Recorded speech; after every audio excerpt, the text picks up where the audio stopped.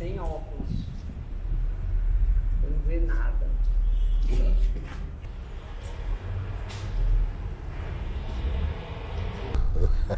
Eu quero ver como é que tu vai fazer essa edição, que eu acho fantástico. Vai ser 3 dias, bora.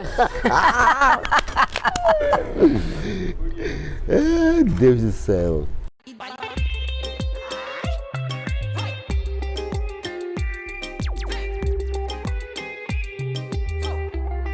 A melhor jornalista do Brasil é Val Visita. Chega, meu povo!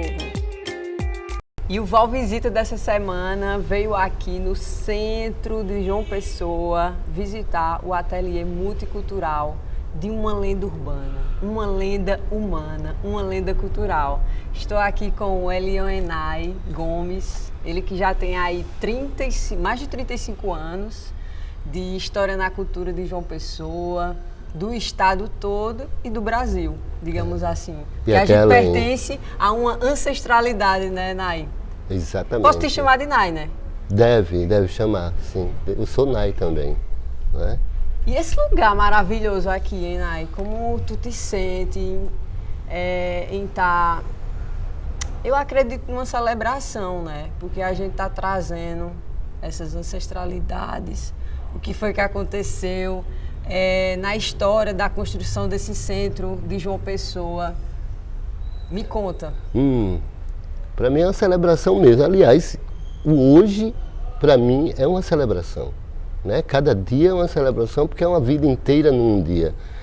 Estar aqui no casarão é estar vivo. Né? Eu digo assim, celebrando os ancestrais, porque eu sou ancestral. Né? É uma questão de identidade. Estar aqui, fazer parte desse contexto histórico, também acima de tudo, respeitar tudo que veio antes de mim. Né? E preparar para tudo que virá depois. Estar aqui nesse patrimônio cultural tombado, né? Tombado, é me sentir útil, né? Me sentir ferramenta viva, né? De manter, de resgatar, de promover, de expandir conhecimentos, né? Principalmente de reconhecer o ser humano. Né? Porque eu olho assim, vejo esses tijolos, eu não deixo de pensar quem fez os tijolos, quem assentou os tijolos, quem amassou a massa, quem eram essas pessoas, né? Que eles não estavam construindo para eles. Né? Eles estavam sendo basicamente obrigados, obrigados, né? Pela fome, pela escravidão. Né? Então, assim, há um contexto. Eu digo que patrimônio, o sentido do ter, ele carrega em si muito sangue de vidas, muita exploração, isso é real. Isso é real, a luta de classe não é uma coisa de agora. Né? A gente sabe que esquerda e direita é como a gente segue, mas a luta de classe é uma coisa desde que o mundo é mundo. Né? Então sabemos que, quando eu falo de patrimônio, eu falo que as condições continuam sendo a mesma. A invisibilidade de quem o faz, né? Porque todo esse território foi feito por mão de obra escrava. E que hoje, né, dentro do contexto histórico, você não vê a assinatura, mas você vê a presença dessa mão de obra em obras de arte, em afresco, em painéis. Né? Tanto que você percebe os modelos, que foi uma forma de registrá-los. Ô Nay, como tu vê assim, a construção da própria João Pessoa? Por exemplo, tu é de Cruz das Armas, não é isso? Eu queria falar um pouco... daqui a pouco sobre a tua infância, mas como tu vê essa construção de João Pessoa? Tu acha que João Pessoa vê as suas periferias? João Pessoa olha pelas suas periferias? Porque, por exemplo, eu tô aqui há uns 6 meses, mas ainda eu não consegui ver a periferia de João Pessoa. Eu ainda não consegui, e por isso que eu te faço essa pergunta. Então deixa eu te dizer, o centro histórico tornou-se periferia. Porque periferia é exatamente aquele território que não tem um olhar especial. Isso é uma repetição, porque é luta de classe. Jamais vai se reconhecer essa mão de obra base. Os varredores, os garis, por exemplo, que é uma mão de obra extremamente necessária e é uma das mais invisibilizadas. Porque ninguém quer dar conta do seu lixo, ninguém quer reciclar, né? Reduzir consumo, reutilizar, mas tem lá essa mão de obra. Então, assim, não é só questão de João Pessoa, da Paraíba, do Nordeste, é mundial. A desvalorização dos centros, da história, né? Se você não está dentro daquela margem, você está fora. Se você não é o centro, você é a periferia. E não é mais território. Né? São posses, são famílias. Né? E são todos herdeiros de um contexto de escravidão. E a maioria é branca, obviamente. E a falta de empatia, né, ajuda mais ainda a esse processo se reverberar. Se repetir, né? Se repetir e assim, gerar pessoas sem identidade. Porque não é interessante para o contexto histórico, geográfico do nosso país, né, que se reconheça. Nesse processo de capitalismo, ninguém quer empoderamento. Empoderamento é um risco. Se eu sei fazer brinquedo, por que eu vou comprar brinquedo de plástico? Se tem a natureza, né, livre, espontânea. Se eu conheço a Constituição, por que eu preciso de advogado? Então, projeto, né? Sabe? Eu digo que o segredo da existência é a identidade. Identidade é feito de memórias. E memórias não é feito de concreto. Memórias é feito por humanos. Porque tudo que é sólido se desmancha no ar. Tudo é da Mãe Terra. Todos os equipamentos eletrônicos vêm da Mãe Terra, tudo. E tudo vira pó. E como tu acha que possa existir uma contrapartida para ir contra esse aumento da desvalorização da nossa história como povo? O que tu acha que deve ser feito para isso? Dar as mãos, menos egoísmo. Menos egoísmo, compartilhar, né? Compartilhar, afinal, é o mesmo ar que a gente respira, é a mesma necessidade, é igual para todo mundo. E esse ar é o mesmo, de bilhões de anos, sabe? O que precisamos é olhar com igualdade. A vida é feita, o ser humano, a nave chamada ser humano, é feita de necessidade como qualquer outro veículo. Então, se eu preciso de água e de comida, eu não ver que você precisa de água e de comida é contraditório à própria existência. Naturalizar o extermínio, naturalizar a fome, naturalizar abandono, fazer de conta que não existe, isso é perverso. Bastava somente ter um olhar humano, faz diferença, porque não tem ninguém igual. Somos iguais fisiologicamente, mas temos um universo próprio. É esse universo próprio que precisa ser valorizado, estimulado, resgatado, promovido, trabalhado. E a arte é a ferramenta fundamental nesse processo. Como foi que a arte se iniciou na tua vida, Nai? Desde a barriga da tua mãe, no cordão umbilical? Olha, quem vem da periferia, eu digo que quem vem da periferia, quem vem das comunidades, no sentido amplo da palavra, são mais criativos. E não tem nada, né? Porque é exatamente... Não tem acesso, não é visibilizado. Vai para um SUS, tem que pegar uma fila do tamanho do planeta Terra e a criatividade reina. Porque é preciso... A mãe natureza é abundante. Muito, né? Eu acho fundamental estimular a criatividade. É por isso que eu digo que a arte é fundamental. Sabe? Porque a arte está em tudo, está no alimento. Você tem que ser criativo, você dá de comer a 4 pessoas e de repente se tornar 10. Você vai ter que ser criativo para fazer aquela comida multiplicar. Para vestir 5, 6 filhos, tem que ser criativo. Tem que saber dividir, tem que fazer a multiplicação dos pães. Quantas mães fazem assim? A roupa do mais velho desmancha e faz a roupa para o mais novo. Tua família já passou por isso? Você? Minha mãe costureira, claro que sim. Claro que sim. Estavam sempre bem vestidos. Bem vestidos. Não dentro do padrão das malhas, que eu acho ótimo, porque assim eu tenho minha própria identidade. Porque a identidade também está no vestir. Está no corte do cabelo, está nos adereços, né? E você tem que ser criativo. Criativo é você se olhar e se reconhecer. Não querer ser parecido com A, com B, com o astro tal, a moda tal. Que moda? Que moda é um ciclo vicioso que vai e volta, vai e volta. A moda mesmo é você estar bem com o que você veste, como você está, com o seu corte de cabelo, com o seu trançado. É seu corpo. É seu. Acho que empoderamento é isso. Quando você tem identidade, você reconhece não só seu corpo, não só sua memória, mas tudo que está em torno e tudo que faz próprio. É igual uma pedra que você solta assim no rio, e a pedra, mas reverbera, vai até a margem. Esse é o grande sentido. E E tua infância em Cruz das Armas? Cruz das Armas, um bairro periférico aqui de João Pessoa. É um dos mais antigos de João Pessoa, né? Me conta essa história, Nai. Eu venho de uma família de 6 filhos, né? Um casamento que foi até um tempo, depois se separaram. Né? Meu pai já se foi, eu tenho uma mãe maravilhosa. Qual é o nome dele? Edinaldo. Seu Edinaldo. Chamavam ele de Naldo, um enfermeiro, né? Por 22 anos foi enfermeiro, depois motorista. Mas um homem culto, um homem que gostava de ler, um homem que curtia o Wilson Simonal, Elis Regina, nossa, os já Beatles, ganhou meu respeito. Elza Soares. Ou seja, tu nasceu num nascedouro cultural muito potente. Dentro de uma simplicidade. Meu pai sempre gostou de dançar. Foi um homem de colocar música e dançar na sala. De sair com minhas irmãs para dançar em festa, com minha mãe também. Então tinha um movimento. E eu sempre fui movimentado com cultura. Minha mãe costurava, então ela inventava modelos de roupa. Era uma estilista da época, vamos dizer assim. Então ela... E o nome da tua mãe, né? Penha. Dona Penha. Minha mãe tem uma história muito particular. O nome dela era Eutália. Eutália.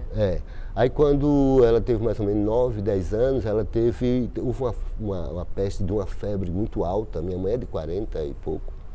Né? Teve uma peste muito alta e ela se contaminou com essa febre. E essa febre fazia cair o cabelo, tinha um monte de reações. Isso nos anos... em 46, 47, antes dos anos 50. Sim. E ela era criança nessa época. E a minha avó fez uma promessa para Nossa Senhora da Penha. Minha mãe já estava em isolamento. Fez uma promessa que mudaria o nome. E naquela época, registro, para registrar, registrava pessoas grandes, não é como hoje, que nasceu já está registrado. Minha mãe veio ser registrada, tinha 15 anos de idade. Nossa. E registrou para casar, né, que era batistério. Ela estudou antes desses 15 anos? Não, minha mãe não estudou. Nunca entrou numa sala de aula? Não. Ou já entrou? Chegou a entrar? Tudo que ela aprendeu foi empiricamente. De ler, de escrever, cálculos matemáticos maravilhosa, muito boa na administração financeira, entendeu? Empreendedora nata. Foi vendedora de tudo quanto você possa imaginar. Teve bodega, lanchonete, bar, sabe? Loja de sulanca. Mercado, na rua, casa a casa. Minha mãe era guerreira. E nessa guerra ela sempre envolveu todos os filhos. Muito mais os homens do que as mulheres dentro de casa. Mas nós, eu e meu irmão, fomos vendedores junto com ela, entendeu? Então tínhamos muito dessa coisa. Só que como criança, para mim, tudo aquilo era fantástico. É uma possibilidade de fazer laços.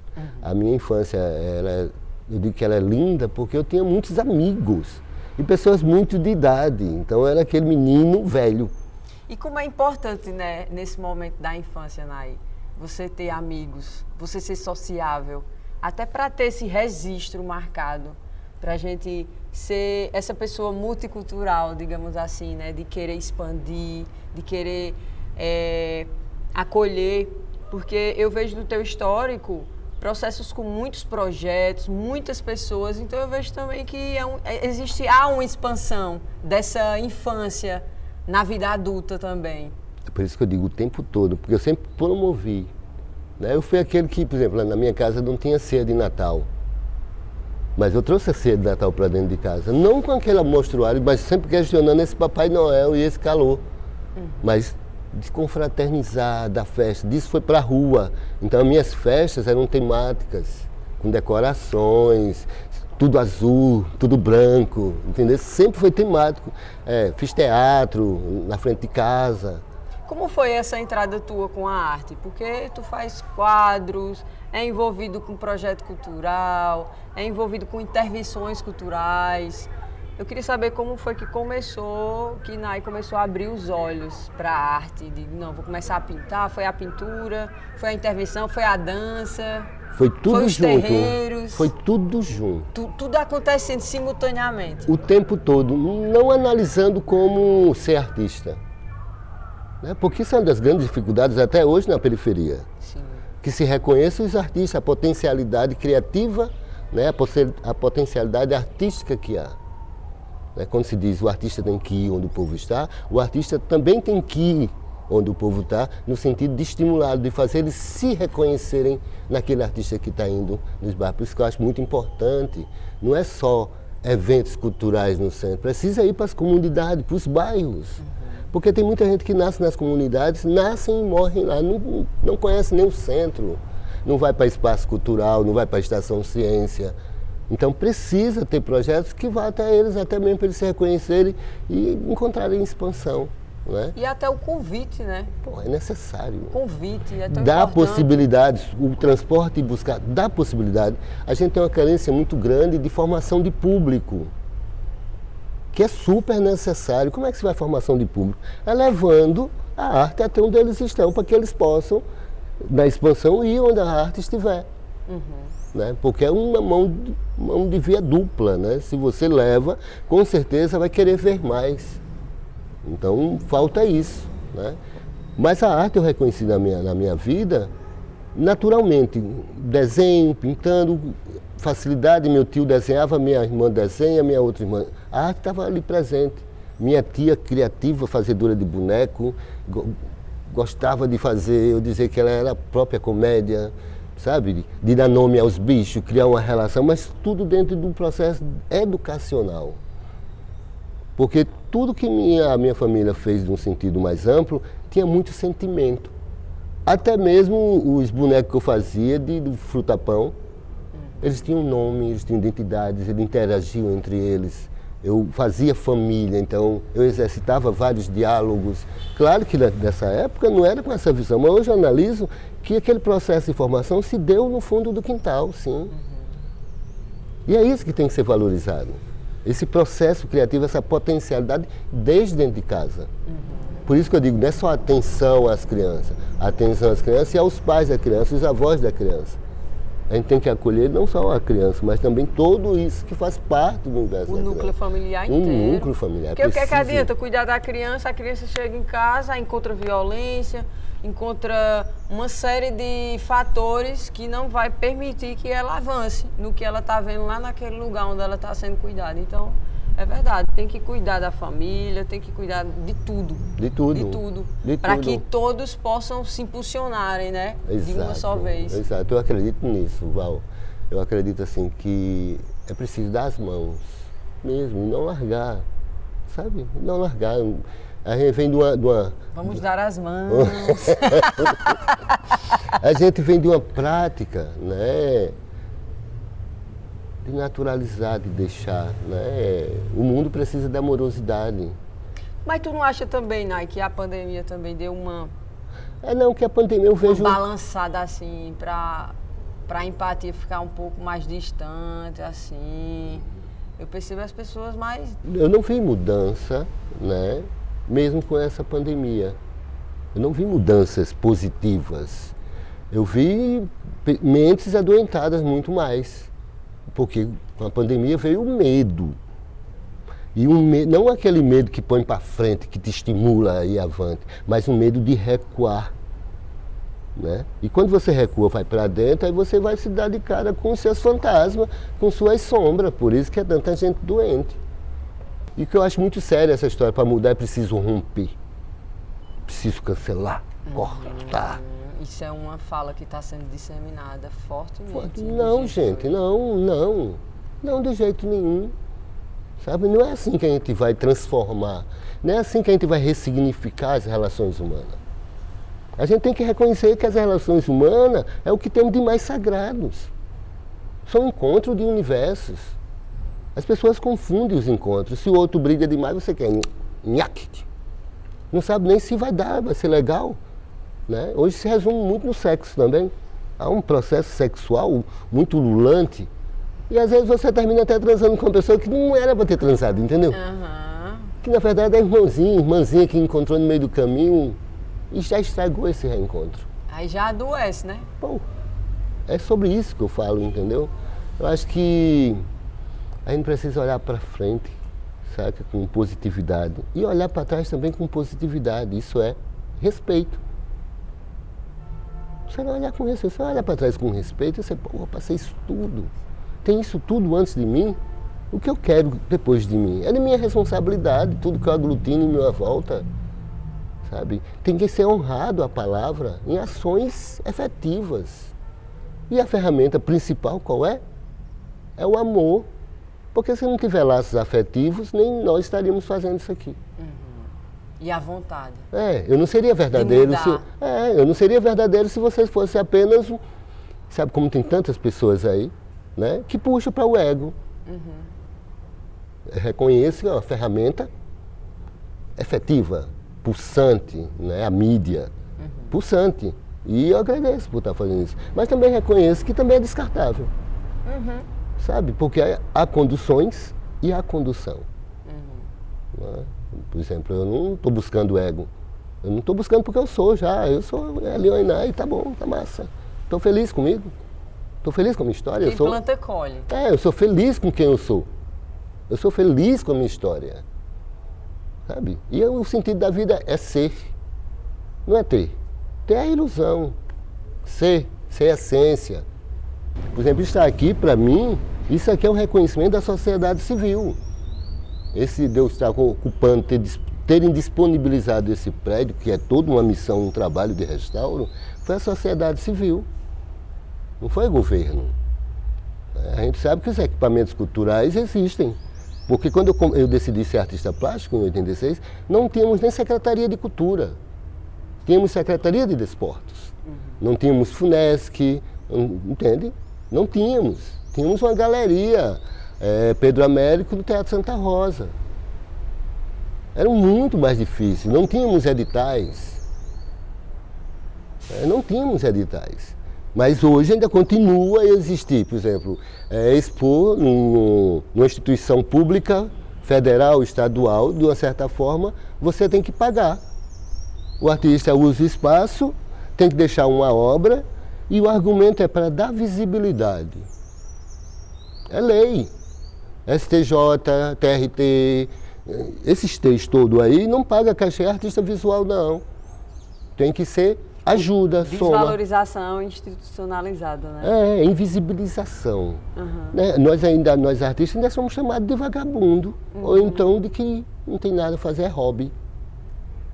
Eu lembrei aqui, eu pensei na palavra ressignificar, e eu lembrei de um projeto muito bonito que tu tem, que é o Reciclos. Queria que tu falasse um pouco sobre ele, há quanto tempo, os processos envolvidos. Ressurgiu num momento realmente assim fundamental da minha vida. Eu digo que há um artista antes e há um ser humano depois. Né? Eu deixei da arte objetificada, né, para a arte em movimento, que é a vida, que é você, que é o outro, que é todo. A arte em movimento. Né? Isso é uma arte única. O ser humano é único. Os momentos são únicos. Então eu passei a ter uma outra visão de mundo. Né? Então assim, eu digo que o Reciclos, ele trouxe o sentido do R, né? O sentido de olhar em seu entorno, né? Um rever o que você produz, o que você consome, quem é você, amiguinho, sabe? Onde é que você está sendo fútil, onde você está sendo consumista, de que forma você está contribuindo efetivamente para o meio ambiente. Como você pensa, você está mergulhando no rio, ótimo, está limpo, mas como é que você quer amanhã para o seu neto, para o seu filho, para o seu vizinho? Né? Como é que você quer? O mar é lindo, mas e aí, vamos repensar esse mar, a areia é ótima deitar, e aí, vamos cuidar dessa areia. Né? Ele me acordou, e quando me acordou para ter uma visão periférica, eu também vi o outro, né? Inevitavelmente eu vi o outro. E a partir daí tudo mudou. Sabe? Eu tenho que ser bom para mim, para que eu seja com o outro. E meu espelho é o outro. Eu jamais vou sentir a dor do outro. Mas se eu ficar no lugar, eu vou ter mais ou menos o que é. E é isso. Mais ou menos não precisa sentir a dor do outro. Poder acolher, né? Poder acolher, entendeu? A gente não sente, mas a gente pode acolher. E esse projeto ele surgiu assim, muito legal na beira-mar, de perceber esse reciclados sólidos, né? Que são deixados aí. E que comecei a trabalhar o R, né? O R de redução, de consumo. Hoje estamos numa reflexão, né? De reciclagem. Não adianta você dar caminho para o lixo e não dar caminho para os seus sentimentos mesquinhos.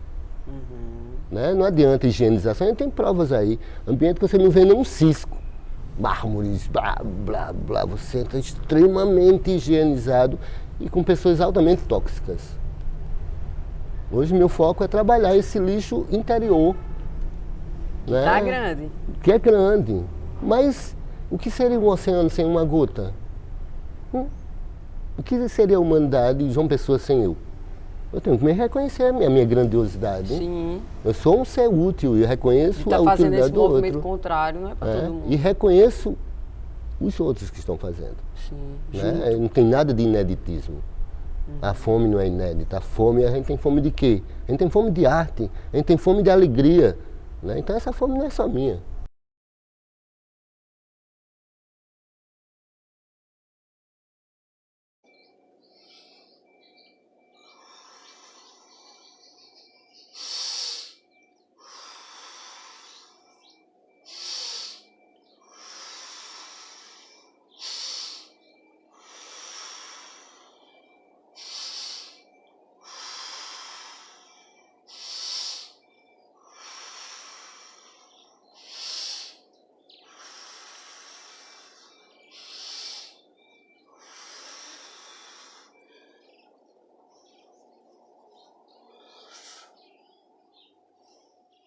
Ô, Nay, eu queria que tu falasse sobre a intervenção que tu fizesse, eu acho que foi durante a pandemia, que foi E os Nossos Filhos.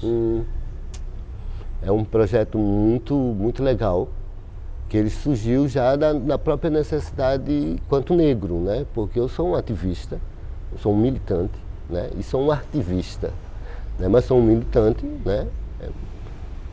Com enfrentamentos, né? Ao racismo, ao preconceito, a tudo quanto, a todos os nãos, saca? Quando na verdade é para ser sim.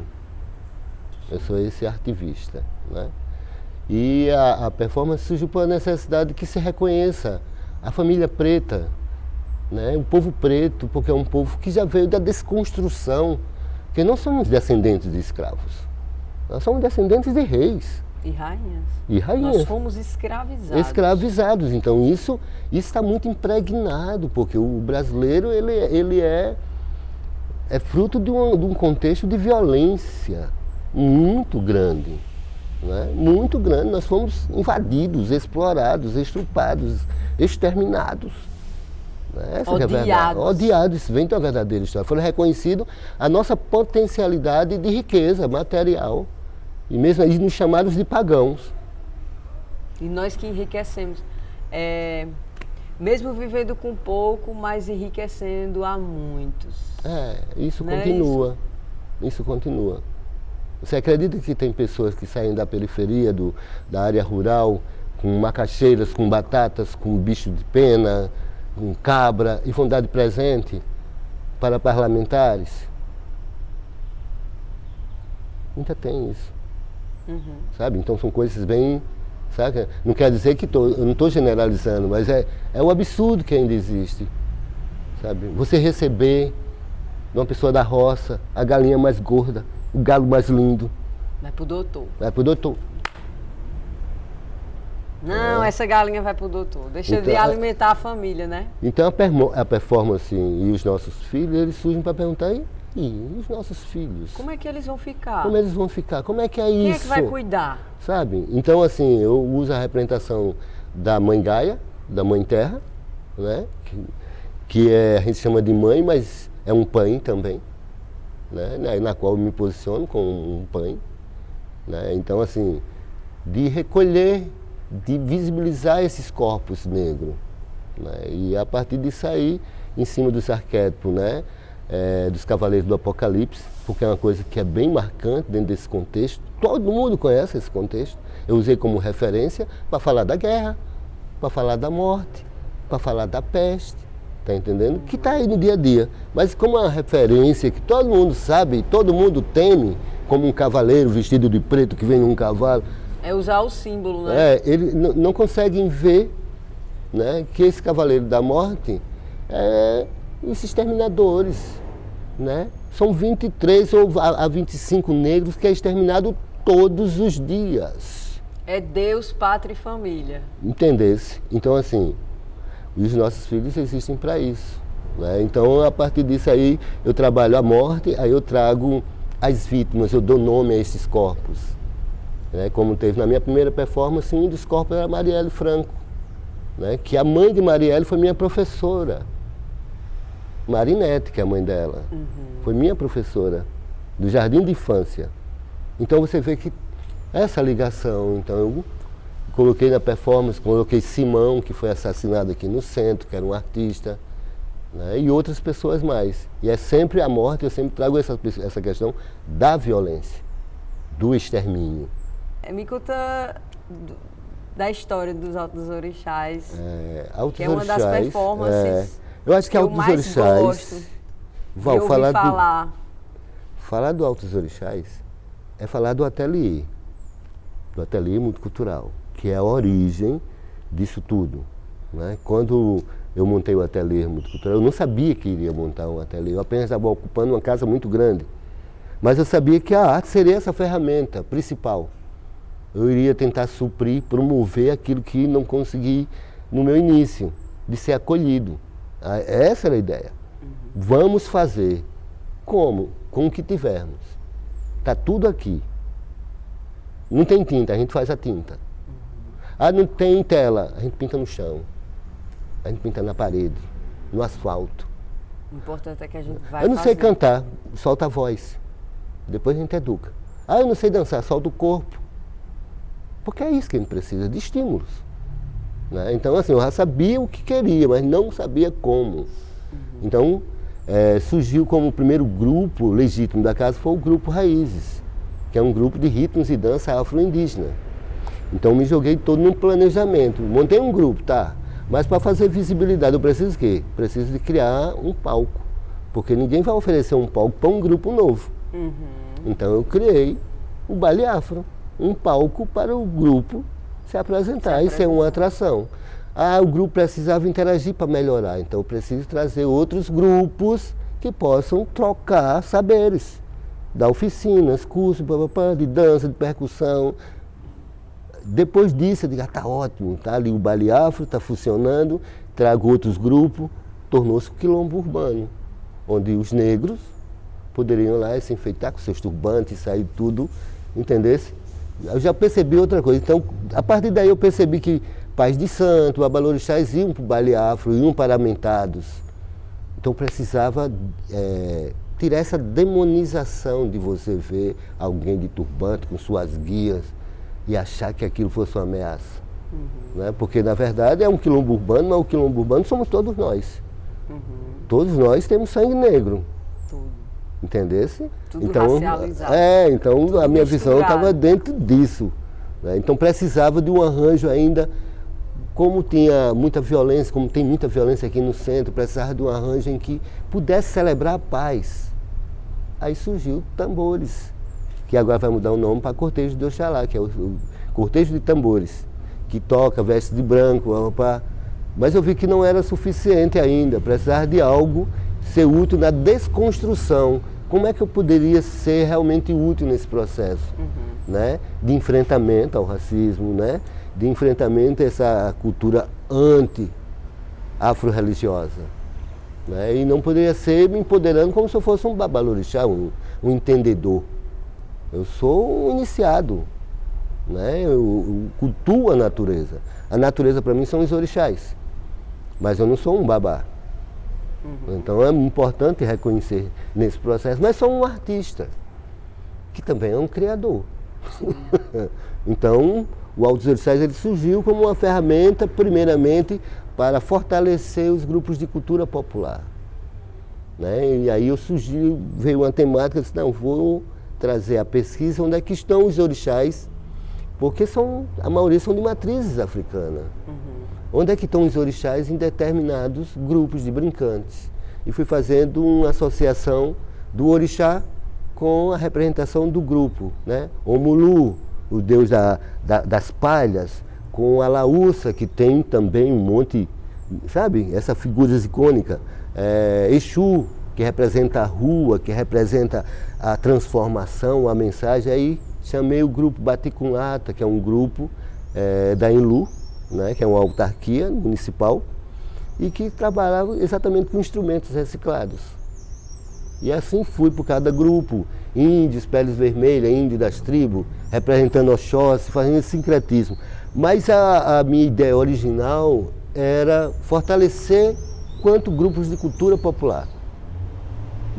Montar uma cooperativa em que pudesse facilitar, até mesmo em termos de alimentação, em termos de comprar todo mundo junto, né? Porque a primeira coisa que eu vejo nas dificuldades é exatamente a alimentação. Quem está alimentado tem condições de pensar melhor, é mais feliz, né? Nada de como rir de barriga cheia, é ótimo, né? Descansar depois de um prato de comida, bom demais. É onde a criatividade nasce, né? Flui, né? Eu como de 3 em 3 horas, eu sou 3 horas eu estou me alimentando. Então, Gosta de aperitivos? Gosto, estou sempre beliscando, né? Tanto que você vê o pinto na cozinha, para ficar fácil o fogão, a geladeira tá ali.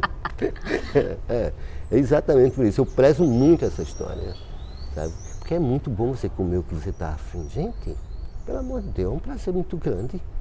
Né? E como é que você não vai chupar uma manga e não lembrar que cortaram tantas mangueiras no centro histórico? Né, para a gente encerrar a nossa entrevista, eu queria que tu falasse das pessoas que estão envolvidas contigo aqui nesse ateliê multicultural, criando história aqui em João Pessoa, na Paraíba.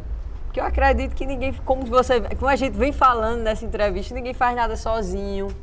Então, quem são essas pessoas também que estão ao lado de Nai Gomes, construindo essa ancestralidade tão importante para esse território? Eu vou usar uma referência da minha religiosidade. Eu sou um filho de Oxalá. E o filho de Oxalá, ele caminha muito com as Iabás. Iabás são mulheres. Eu digo que o que eu tenho de melhor eu aprendi com as mulheres. E são muitas, né? E falar desse corpo, né, que constitui o que é o ateliê. São muitas pessoas, né? São muitas pessoas, mas aí em especial tem pessoas que estão há 9, há 8, há 10... sabe? Então, desde o início, que eu acho que é importante falar, né? Tem o José Fernandes, que está desde o início, desde o primeiro momento, que faz parte, que eu digo que ele é um multicidadão, né?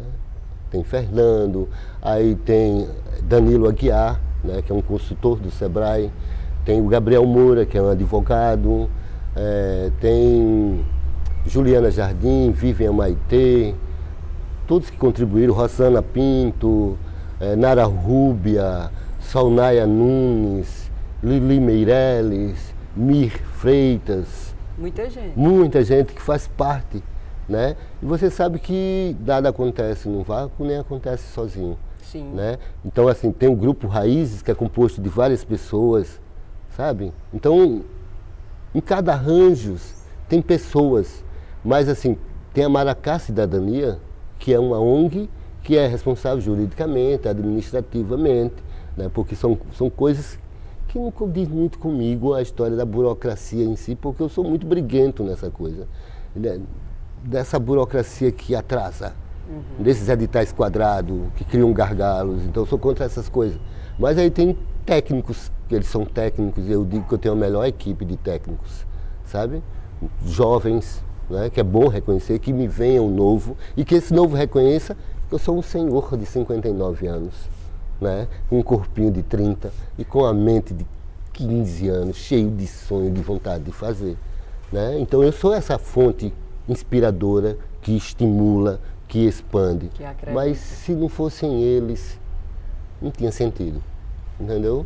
Então assim, eu agradeço a você e agradeço a todos vocês que fazem parte do ateliê multicultural aqui dentro de mim, dentro do meu universo.